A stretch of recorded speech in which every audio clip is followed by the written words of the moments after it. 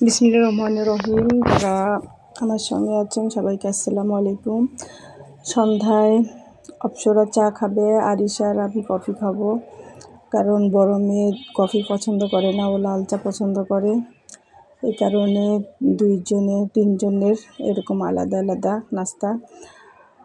আর শীতের দিনে কফি খেতে আমার খুবই ভালো লাগে, আমার ছোটো মেয়েরও খুবই পছন্দ। কফিটা শীত চলে গেলে অত বেশি ভালো লাগে না। যা হোক, আর এই যে সন্ধ্যায় ছাড়ের নাস্তা এসেছিল, আনারস আর তেলের পিঠা, যেটা তায়েবা হোসেনের আম্মু পাঠিয়েছেন। তেলের পিঠাগুলো দেখেই লোভনীয় মনে হচ্ছে।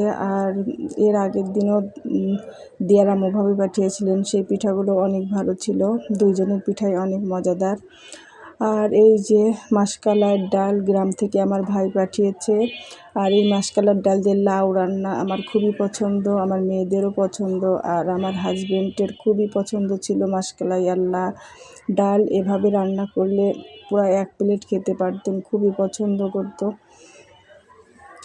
যা হোক, আজকে মাসকালার ডাল দিয়ে লাউ অনেক দিন পরে রান্না করে বারবারই মনে হচ্ছিল, এতক্ষণ সে থাকলে অনেক পছন্দ করতো। আর লাউ দিয়ে চিংড়ি, বড় চিংড়িগুলো আমি কেচি দিয়ে কেটে কেটে ছোট চিংড়ি বানিয়ে ফেলেছি, কারণ বড় চিংড়ি থাকলে খুঁটে খেয়ে ফেলবে মেয়েরা, আর পরে তরকারিটা পড়ে থাকবে। যার কারণে আমি সুন্দর করে কেচি দিয়ে ছোট ছোট করে কেটে নিয়েছি, তাহলে মনে হবে যে অনেকগুলো চিংড়ি।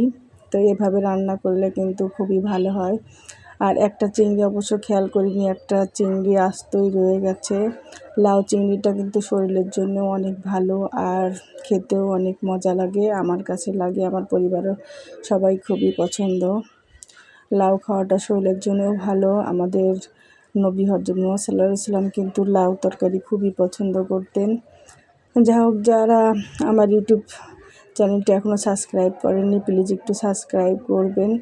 আর 2 দিন তো ভিডিও দিতে পারবো না। সবাই ভালো থাকবেন, সে পর্যন্ত আল্লাহ হাফেজ।